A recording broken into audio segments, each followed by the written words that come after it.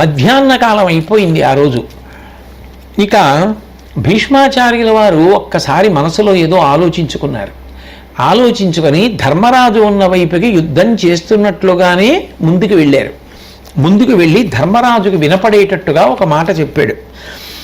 ఉత్తమ క్షత్రియుల నెల్ల నుగ్రవృత్తి నేడు 10 నాళ్ల గోలే నా నిశిత శర చయముల కూల్చితి వేసరినట్టులయ్యే మీనితోడి పొత్తింకిట మానుటొప్పు. ధర్మరాజా 10 రోజుల నుంచి యుద్ధం చేస్తున్నా, ఇవాళ 10వ రోజు. ఎంతమంది వీరుల్ని పడగొట్టేశాను, అంతమందిని పడగొట్టాను. ఏమిటో ఎందుకో విసుగ్గా అనిపిస్తోంది, ఇంకా యుద్ధం చేయబుద్ధేయట్లేదు. ఇక ఈ శరీరంతో కలిసి ఉండాలనుకోవట్లేదు, ఈ శరీరాన్ని వదిలిపెట్టేద్దాం అనుకుంటున్నాను. వాసాంసి జీర్ణాని యథావిహాయ. ఎంతటి మహాజ్ఞాని మహానుభావుడు. కాబట్టి ఇక శరీర సంఘాన్ని వదిలేస్తాను, దీనితో ఉండడం నాకంత సంతోషంగా లేదు. అంతేకాదు ధర్మరాజా, జనించినంత నుండి జనుపతులం కూరవృత్తి చంపుచునుండన్ చనియన్ కాలము విసివితి అనగా ఏనింక చాలా ఆసుర విధికిన్. పుట్టినప్పటి నుంచి ఎంతమంది రాజుల్ని చంపాను, ఎంత పరాక్రమ ప్రదర్శనం చేశాను, కాలం అలాగే గడిచిపోయింది. నా చేతిలో ఎంతమంది వెళ్ళిపోయారు అనగా పాపములు లేనివాడా ఓ ధర్మరాజా, ఇంకా ఈ రాక్షస వృత్తి వంటి ఈ శత్రు సంహారం ఉన్నదే ఇక చెయ్యాలనిపించట్లేదు. ఇంకా ఎంతమందిని చంపను, ఇక నాకు చంపాలని లేదు. కాబట్టి మీరు నా హితంబు కొరుదురేని శిఖండి మున్ను కాగా కడగి ఎంతవట్టువారు నొక్క పెట్టకాపడి ఏయుడింక తడవు చేయవలదు. ధర్మరాజు గారిని హెచ్చరిక చేస్తున్నాడు. చేస్తూ మీరు నా హితంబు కొరుదురేని, నిజంగా మీరు నాకు మేలు చెయ్యాలి అని అనుకుంటే నేను ఇంకా విసిగిపోయాను, ఇక యుద్ధం చెయ్యాలని లేదు. శిఖండి మున్నుగాగా, శిఖండిని ముందు పెట్టుకోండి. కడగి అంతవట్టువారు నొక్క పెట్టకాపైపడి, మీ అందరూ కలిసి నా మీద పడిపోండి. ఏయుడి ఇంకా తడవు చెయ్యవలదు, ఇంకా నన్ను చంపేసేయండి, ఏమీ ఆలస్యం చెయ్యొద్దు అన్నాడు. వెంటనే ధర్మరాజు గారు సైగ చేశాడు. గొప్ప సంకుల సమరం జరుగుతోంది. జరుగుతుండగా భీష్ముడు విరాటరాజు గారి యొక్క సోదరుడైనటువంటి శతానీకుడిని చంపేశాడు, అట్లా యుద్ధం చేస్తూ. ఆ శతానీకుడు మరణించగానే పాండవ సైన్యాలన్నీ భీష్ముడి యొక్క పరాక్రమానికి భయపడి పారిపోవడం మొదలుపెట్టాయి. అప్పుడు కృష్ణ పరమాత్మ అర్జునుడి వంక చూశాడు. ఈలోగా ఎన్నో మాటలు శిఖండి ముందుకెడుతున్నాడు. భీష్ముడికి మద్దతుగా కురు సైన్యంలో ఉన్నటువంటి రాజులందరూ వస్తున్నారు. శిఖండి తట్టుకోలేకపోతున్నాడు, ముందుకు వెళ్ళలేకపోతున్నాడు. అర్జునుడు చోటు చేస్తున్నాడు. ఈలోగా భీష్ముడు శతానీకుడిని చంపేశాడు. ఆ సమయంలో కృష్ణ పరమాత్మ చూసి అర్జునుడితో అన్నారు, మన సైన్యాలు శతానీకుడి యొక్క చావు చూసి భయపడిపోయి అన్ని వైపులకి పారిపోతున్నారు. ఇప్పుడు కానీ భీష్ముణ్ణి ఎదురుపడి యుద్ధంలో ఆపకపోతే, నిగ్రహించకపోతే ఈ సైన్యాలేవీ నిలబడవు. కాబట్టి నువ్వు వెంటనే పూనుకొని భీష్ముణ్ణి నిగ్రహించే ప్రయత్నం చెయ్యి అన్నాడు. వెంటనే భీష్ముడు, ఆ అర్జునుడు కృష్ణుడి యొక్క మాటలు విన్నాడు. విని ఆ భీష్ముడి యొక్క రథాన్ని, గుర్రాలని, సారథిని చాలా గొప్ప బాణ సమూహంతో కప్పేశాడు. కప్పేసి ఒకేసారి ఐంద్ర, వారుణ, ఆగ్నేయ అస్త్రములను ప్రయోగించాడు. ప్రయోగించడం వల్ల కురుసైన్యం అంతా కూడా దిక్కుతోచనిదైపోయింది. ఆ భీష్ముడి వైపుకి దారి ఏర్పడింది. ఆ దారి చేసుకుని వెడుతూ భీష్ముడిని అనేక బాణాలతో కొట్లాడు. భీష్మాచార్యుల వారు ఎన్ని మాటలు ధనస్సు ఎత్తి పట్టుకుంటే అన్ని మాటలు ఆయన చేతిలో ధనస్సుని అర్జునుడు విరిచేశాడు. చిట్ట చివరికి భీష్ముడు శక్తి అన్న ఆయుధాన్ని ప్రయోగించాడు. దానిని కూడా అర్జునుడు ముక్కముక్కలు చేసేసి భీష్ముడి యొక్క సారథిని, భీష్ముని యొక్క రథానికి ఉండేటటువంటి పతాకాన్ని పడగొట్టేశాడు. చూశాడు భీష్మాచార్యుల వారు. నేను ఎన్ని మాటలు ధనస్సు ఎత్తితే అన్ని మాటలు అర్జునుడు ధనస్సు విరిచేస్తున్నాడు. సంతోషమే ఇలా యుద్ధం చేయడం. కానీ శ్రీకృష్ణ పరమాత్మ అటువైపు ఉండి ఉండకపోతే నిజంగా ఈ అర్జునుడు కానీ పాండవులు కానీ ఈ సైన్యం కానీ నాకు ఒక లెక్క, ఎప్పుడో వీళ్ళందరినీ సంహరించి ఉండేవాణ్ణి, కాబట్టి ఇక ధర్మపక్షం గెలవవలసిన సమయం ఆసన్నమైపోయింది, అందుకని శరీరం వదిలిపెట్టేద్దాం అనుకుంటుంటే ఆకాశంలో ఉండేటటువంటి దేవతలకి వినపడింది. వాళ్ళు నువ్వు తీసుకున్నటువంటి నిర్ణయం ఏదైతే ఉందో భీష్మ, అది సహేతుకమైనది, మాకు కూడా అది అంగీకార యోగ్యం అని చెప్పగానే ఆ దేవతలు చెప్పినటువంటి మాటలు భీష్ముడికి ఒక్కడికే వినపడ్డాయి. రెండవది, యుద్ధరంగంలో నిలబడి ఉన్నటువంటి సంజయుడికి కూడా వినపడ్డాయి. ఎందుకు వినపడ్డాయి అంటే వేదవ్యాస మహర్షి ఇచ్చినటువంటి వరప్రభావంగా వినపడ్డాయి కాబట్టే సంజయుడు ధృతరాష్ట్రుడికి చెప్పగలిగాడు. భీష్మాచార్యుల వారు అవతార పరిసమాప్తి చేసేస్తున్నారు, అంతటి మహానుభావుడు శరీరాన్ని విడిచిపెట్టేస్తున్నాడు అని తెలియగానే ప్రకృతి అంతా కూడా ఒక్కసారి మారింది. చల్లటి పిల్లగాలులు ఆయన మీద వీచాయి, దేవదుందుబులన్నీ మోగాయి, పుష్పాల యొక్క వర్షం కురిసింది. అయితే విచిత్రం ఏమిటంటే ఈ వింతలు ఇంకా ఎవరికి తెలియలేదు. ఒక్క సంజయుడికి తెలుసు, భీష్ముడికి తెలుసు. అయినా కౌరవులందరూ చూస్తున్నారు, అర్జునుడు బాణాలు వేస్తున్నాడు. అందుకని భీష్మాచార్యుల వారు ఆ చేతిలో ధనస్సుని పట్టుకున్నారు. పట్టుకుని ఉన్నప్పటికీ అర్జునుడు మళ్ళీ ఆ ధనస్సుని కూడా విరగ్గొట్టేసి కఠోరమైనటువంటి బాణాన్ని భీష్మాచార్యుల వారి యొక్క ప్రాణస్థానమునందు గుచ్చుకునేటట్టుగా ప్రయోగించాడు. ప్రయోగించగానే భీష్ముడు దుర్యోధనుణ్ణి పిలిచాడు. అని దేవాసురకోటికైలను అశక్యం మహావీరు మార్కొన వీడలిగిగా మర్చులే ఎదురు ఉదారుండైన ఈ క్రీడి తక్కిన ఆ పాండవ సైన్యం ఇంతయును మ్రగ్గింపంగనే చాలుదున్ విను సత్యం విధి వీని వింటికి ఎదురన్ విల్లెత్తలేడెవ్వడు. ఓ దుర్యోధన, చూసావా అర్జునుడు చేస్తున్న యుద్ధం? నువ్వు బాగా తెలుసుకోవలసిన విషయం. ఈ అర్జునుడు ఒక్కడు లేకపోతే పాండవ సైన్యాన్నంతటినీ ఎప్పుడూ చంపేద్దను. ఈ అర్జునుడు ఎదురుపడుతున్నాడు. నీకొక్క విషయం చెప్పనా? అపారమైనటువంటి పరాక్రమం కలిగి ఇంత గొప్ప విలుకాడైనటువంటి అర్జునుడికి ఎదురు నిలబడి ధనస్సెత్తగలిగిన వాడు లేడు. అంటే 10 రోజులు ఈ అర్జునుడిని ఆపగలిగాను అంటే ఇంకా నీ సైన్యం నువ్వు బ్రతికున్నారంటే నేను యుద్ధం చేశాను కాబట్టి. లేకపోతే అర్జునుడికి దీన్ని తుడిచిపెట్టేయడం లెక్కలో విషయం కాదు. అర్జునుడు లేకపోతే అటువైపు తుడిచిపెట్టేయడం నాకు లెక్కలోనిది కాదు. అర్జునుడు నన్ను ఆపుతాడు, నేను అర్జునుడిని నిగ్రహించలేనని ఎప్పుడో చెప్పాను కదా అని అంటుండగా అనునెడ శిఖండి చాపము వెనుకం తన విల్లు నిలిపి వ్యసనాతండేసిన భంగిన నరుడేశను జననాయక దొడ్డ నార సంబులు భీష్మున్. అర్జునుడు ఆ దుర్యోధనుడితో మాట్లాడుతున్నటువంటి భీష్మాచార్యుల వారిని చూశాడు. శిఖండి భీష్ముడికి ఎదురుగుండా నిలబడి బాణములు వేస్తున్నాడు. వేస్తుంటే అర్జునుడు శిఖండికి వెనక్కి వెళ్ళాడు. వెళ్ళి శిఖండి పట్టుకున్నటువంటి ధనస్సు వెనక తన ధనస్సు పెట్టాడు.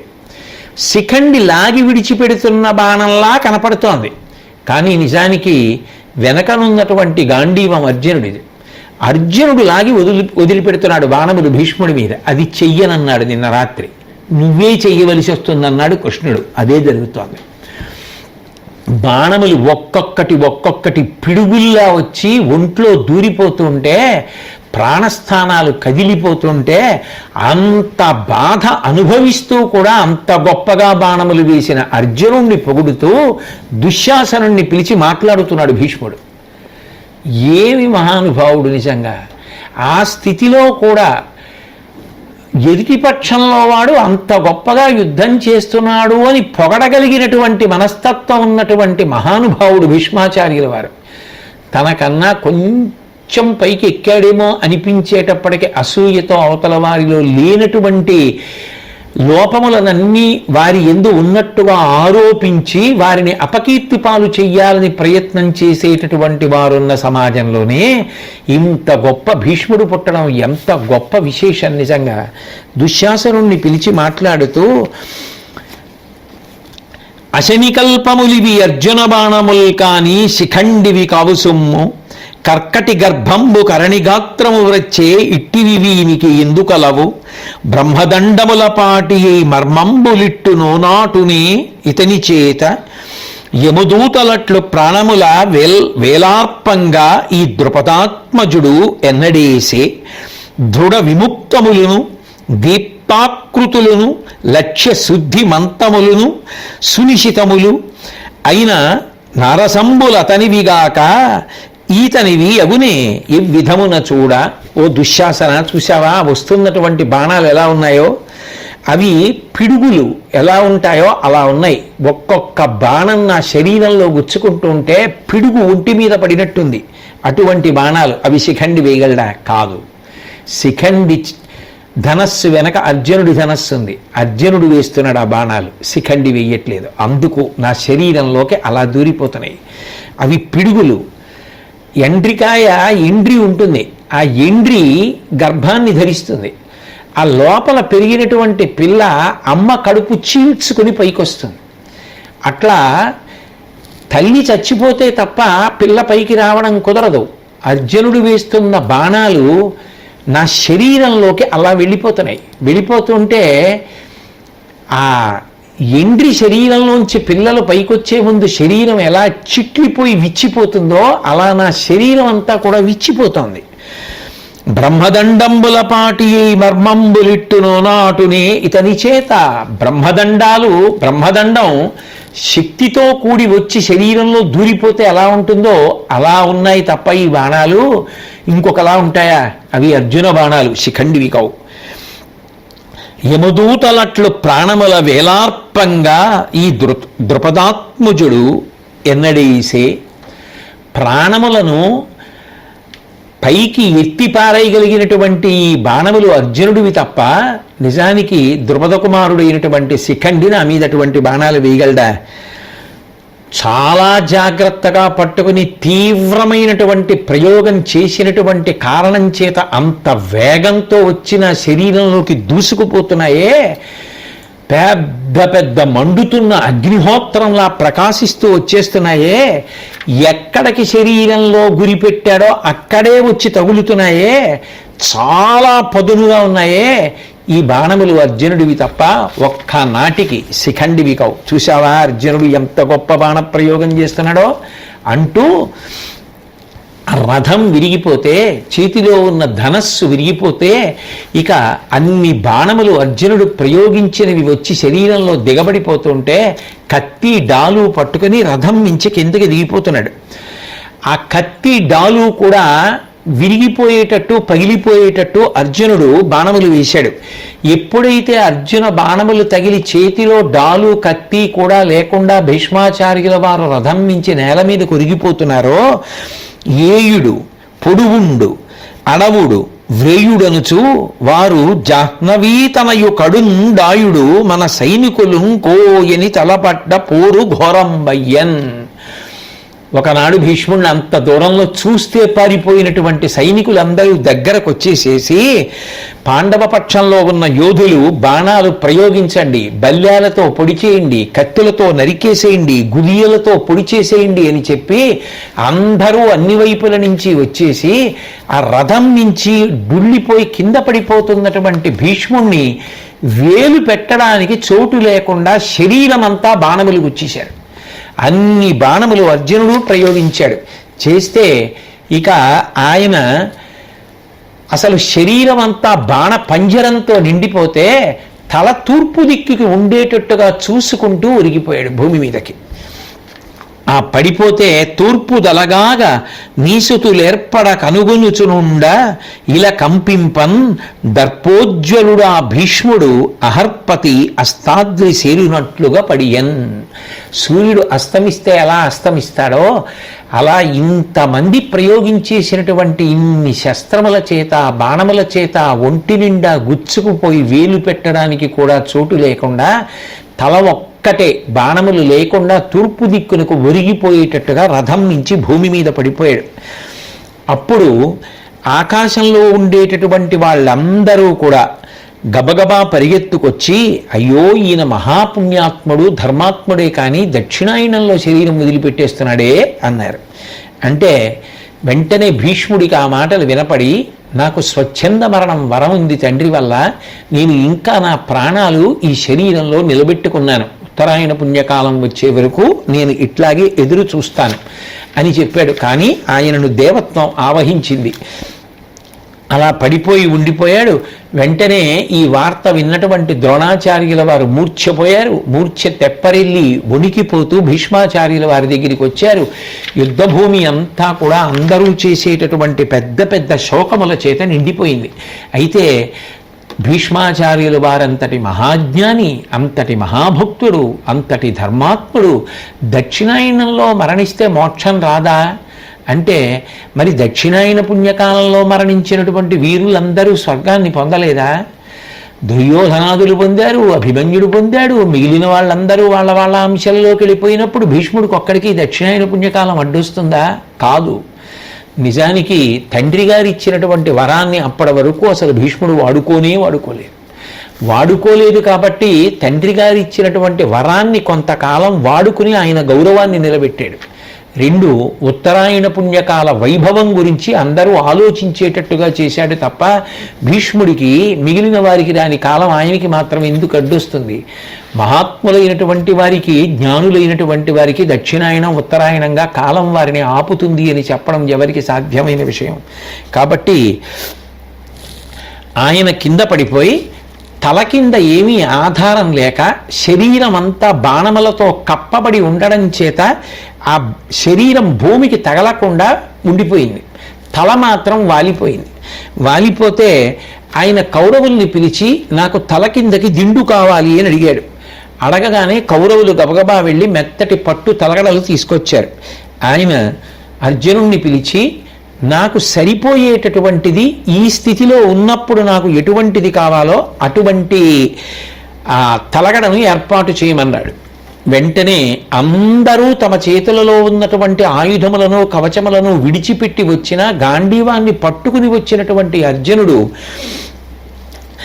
ఆ 3 బాణములను తీసి అభిమంత్రించి ఆ తాతగారి యొక్క తల కింద భాగంలో ఉండేటట్టుగా ప్రయోగించాడు. అవి నేలకి బాగా కొనలు గుచ్చుకునేటట్టుగా వెళ్ళి ఆ తాతగారి తల కింద బాణములతో కూడుకున్నటువంటి తలగడ ఏర్పడింది. అప్పుడు ఆ బాణములతో కూడుకున్నటువంటి తలగడ మీదే భీష్ముడు తల పెట్టుకున్నాడు. పెట్టుకుని అర్జునుణ్ణి చూసి ఎంతో సంతోషించి అతన్ని పొగిడాడు. నా అంపశయ్యకి తగినట్టుగా బాణములతో తలగడ ఉంచావు, ఇప్పుడు నేను పట్టు తలగడలు వాడకూడదు అని. ఆ భీష్ముడు రవిగొలిచి ఉత్తరాయణమవునంతకు అంపపాన్పునందిట్లు మహోత్సవలీల నిలుతూ నాకీ దివసంబుల చెయ్యవలయు దృఢతర రక్షన్. నేను ఇక్కడ ఇలాగే పడుకొని సూర్య భగవానుణ్ణి ఉపాసన చేస్తూ ఉంటాను. ఉత్తరాయణ పుణ్యకాలం ప్రవేశించిన తరువాత నా శరీరాన్ని పూర్తిగా విడిచిపెట్టేస్తాను. అప్పటి వరకు నా శరీరానికి రక్షణగా ఇక్కడ అగత్తలు కలిగినటువంటి ప్రాకారాన్ని ఎత్తుగా కట్టండి అని చెప్పి ఆజ్ఞాపిస్తే అటువంటి స్థితిని ఏర్పాటు చేశారు. ఈలోగా కౌరవ పాండవ పక్షాలలో ఉన్నటువంటి ప్రజ్ఞావంతులైనటువంటి వైద్యులు గబగబా వచ్చి ఆయనకి చికిత్స చేసి ఆ పుండ్లు మానిపోయేటట్టు, ఆ ఎముకలు కొంతవరకు స్వస్థత పొందేటట్టు, గాయములు తగ్గేటట్టు ప్రయత్నం చేస్తామని వచ్చారు. కానీ అటువంటి వైద్యం స్వీకరించను అని చెప్పి భీష్మాచార్యులు వారికి అమూల్యమైనటువంటి కానుకలిచ్చి అంపశయ్య మీదే పడుకుని ఉండడానికి, వైద్యం చేయించుకోకుండా ఉండడానికి ఇష్టపడ్డాడు. గొంతు ఎండిపోతోంది, నాకు చల్లటి పానీయం కావాలి అని అడిగాడు. అడిగితే వెంటనే కౌరవపక్షంలో ఉన్నటువంటి వాళ్ళు చల్లని పానీయాలు తెచ్చి ఇచ్చారు. కానీ భీష్ముడు అన్నాడు, వినుడు శరతల్పగతుడనయ్యునికి చేసి అన్య సలిలంబు సేవించుటనుచితంబు నాకు తేజోమయాస్త్ర విన్యాస విధి సముద్భితంబైన భూజలమొకడు దక్కా. నేను అంపశయ్య మీద పడుకుని ఉన్నాను. ఇలా శరతల్పగతుడనైనటువంటి నాకు బాహ్యమైనటువంటి నీళ్లు తాగడం నిషేధం, త్రాగకూడదు. కాబట్టి భూమిలో నుంచి దివ్యమైనటువంటి అస్త్రములు ప్రయోగిస్తే వచ్చేటటువంటి జలముల వలన మాత్రమే దాహాన్ని తీర్చుకోవాలి. కాబట్టి నాకు అటువంటి నీటిని ఇమ్మన్నాడు. అనగానే అర్జునుడు పర్జన్యాస్త్రాన్ని అభిమంత్రించి ఆ బాణములను భూమిలోకి విడిచిపెడితే తెల్లగా స్ఫటికం ఎలా ఉంటుందో అటువంటి నీరు భూమిలోంచి పైకొచ్చి ఆ నీళ్లు భీష్మాచార్యుల వారి యొక్క నోటిలో పడి ఆయన యొక్క దాహం తీరింది. శరవేదన సర్వాంగములిరియగ నాకిప్పుడు పెదవిలెండెను దృష్టాభర ముడుపదగిన నీళ్లు వెరమున తేవేర్తు నీవే వే తెమ్మనగా అని అర్జునుడిని అడిగినందుకు అటువంటి బాణములను ప్రయోగించి ఆ నీళ్లు తెస్తే అందున తెచ్చే ముందు కూడా భీష్ముడికి ప్రదక్షిణం చేసి అటువంటి బాణప్రయోగం చేసి నీళ్లు తెచ్చి సువాసనతో పటిక ఎంత తెల్లగా ఉంటుందో అంత తెల్లటి నీరు భూమిలోంచి వచ్చి భీష్మాచార్యుల వారి యొక్క దాహం తీరితే ఆయన ఎంతో సంతోషించి అర్జునుణ్ణి పొగిడారు. ఆ పాండవ పక్షంలో ఉన్న వాళ్ళందరూ అర్జునుడు చేసినటువంటి సేవకి పొంగిపోతే కౌరవ పక్షంలో ఉన్న వాళ్ళు అయ్యో మనం ఇది కూడా చెయ్యలేకపోయాం తాతగారికి అని బాధతో ఉనికిపోయారు. అప్పుడు భీష్ముడు మాట్లాడుతూ నారదు చేత నిన్ను మునినాథునిగాగ నిరింగియుండుదున్ శౌరివి నీవు కూడిన అసాధ్యములెవ్వియులేవు దర్ప దుర్వారుడవైన నీ వలని వైరము కీడని చెప్ప ఈ కౌరవరాజు మానడు తెగంచెడుగా కిట మీద భీముచేన్.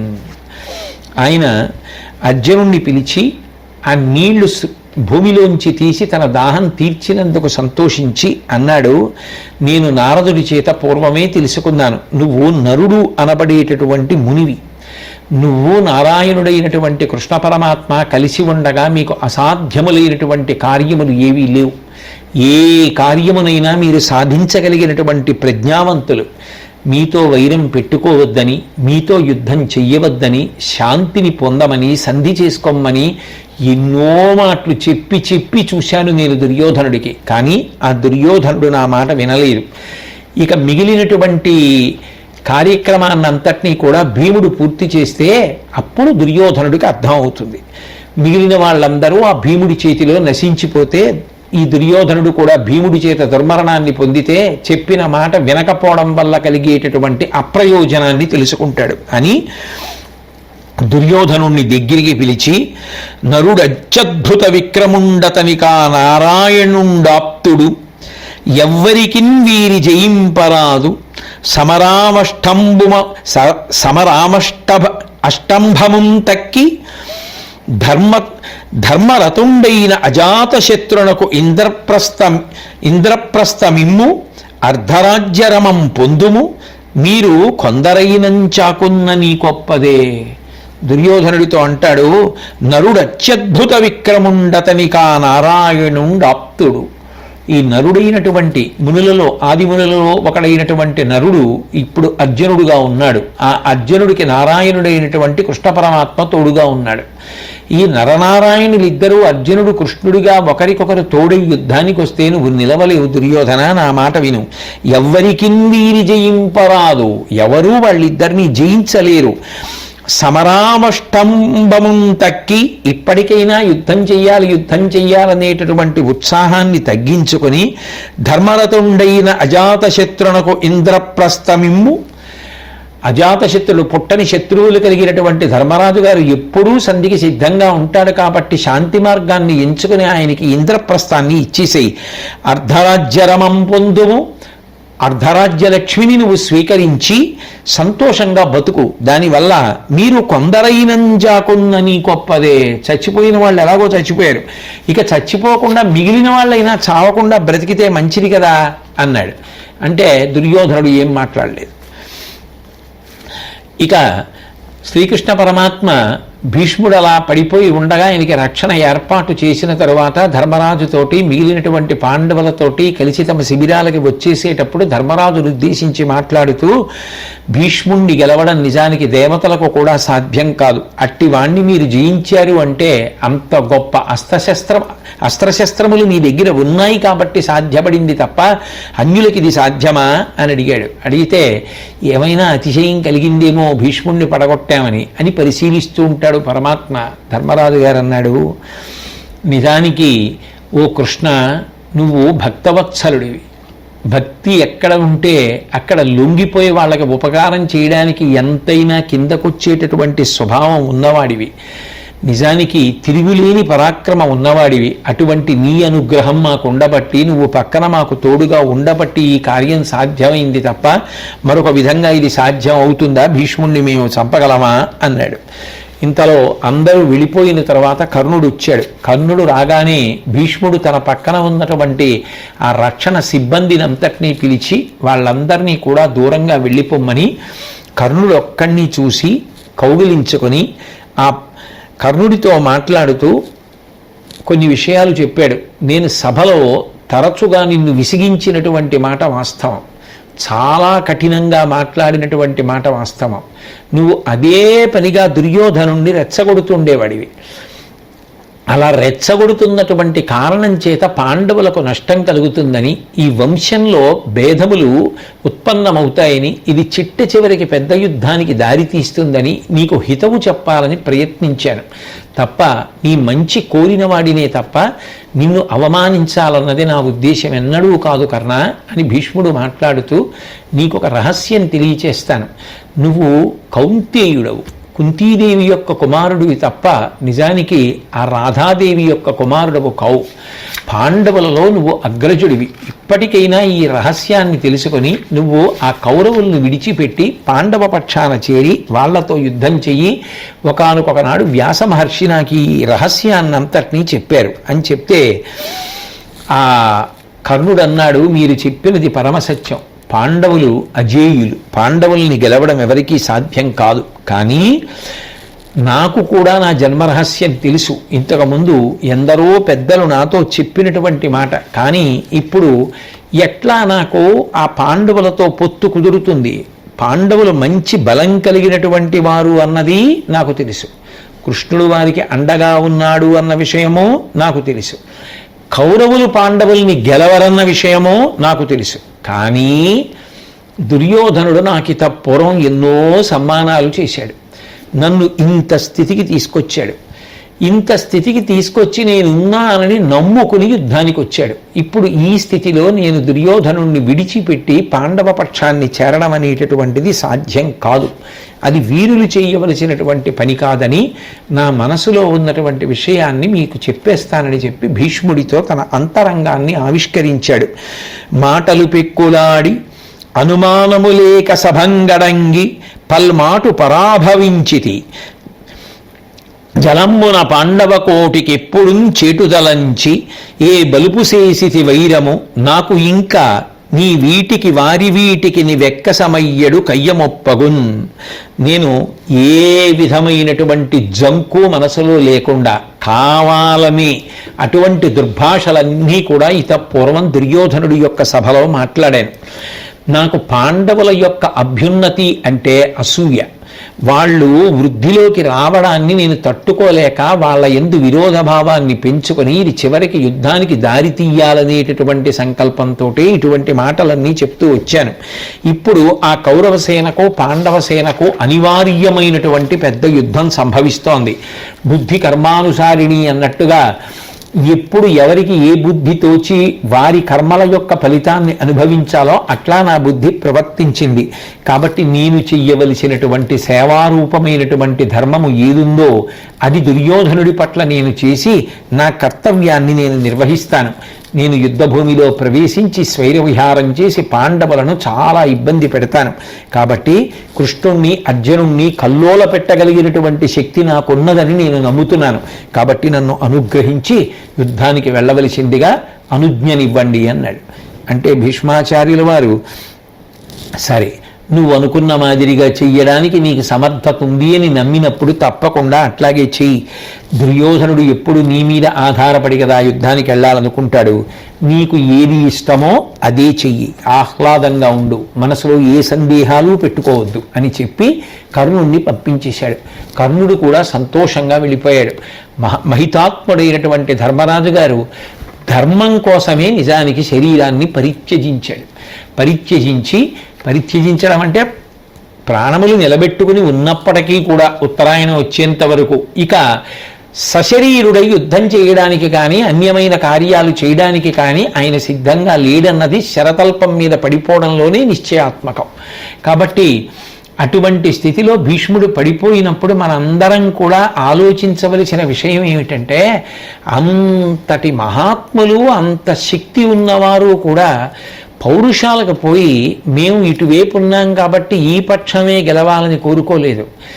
ఎంత పరాక్రమం ఉన్నా, ఎంత శక్తి ఉన్నా అది ధర్మాన్ని పాడు చేయడానికి పనికి రాకూడదు అని నిర్ణయించుకొని ధర్మం కోసమని చెప్పి తమ శరీరం పడిపోవడాన్ని వారు ఇచ్చగించారు. అంటే ఈ దేశంలో ధర్మానికి ఎంత పెద్దపీట వెయ్యబడిందో, ఈ దేశంలో పుట్టిన వాళ్ళు ధర్మానుష్ఠానాన్ని ఎంత కోరుకుంటారో, ధర్మం ఎక్కడుందో అక్కడ భగవంతుడు నిలబడతాడు అంటే, అక్కడ విజయము సంప్రాప్తిస్తుంది అంటే, ఒక వ్యక్తి నిజానికి సుఖ సంతోషాలతో జీవించాలి అంటే, శాంతిగా ఉండాలి అంటే, ధర్మానుష్ఠానం అనేటటువంటిది ఎంత అవసరమో తెలుసుకున్ననాడు అందరం కూడా పూనికతో ఆ ధర్మాన్ని ఆచరించేటటువంటి ప్రయత్నం చెయ్యాలి. మనందరికీ కూడా ఏ విధమైనటువంటి సందేహము లేని రీతిలో, ప్రమాణముల చేత చెప్పబడిన రీతిలో ఆ ధర్మము బుద్ధి యందు ప్రకాశించి, ధర్మము ప్రచారము చేయబడినప్పుడు ధర్మమునందు పక్షపాత బుద్ధి లేకుండా విని అర్థం చేసుకుని ధర్మాన్ని అనుష్ఠించేటటువంటి శక్తి మనకు కలగాలని, అటువంటి ధర్మానుష్ఠానము చేత ఈశ్వరానుగ్రహమును పొంది ఆ ఈశ్వరానుగ్రహము వలన సుఖశాంతులతో జీవించి అందరూ హాయిగా ఉండేటటువంటి రోజులు రావాలని, అటువంటి విభూతి మనందరికీ కల్పించమని ఆ భీష్మాచార్యుల వారిని, శ్రీకృష్ణ పరమాత్మని శిరసు వంచి ప్రార్థన చేస్తూ మళ్ళీ రేపు కలుసుకున్నప్పుడు ద్రోణ పర్వాన్ని ప్రారంభం చేద్దాం. స్వస్తి.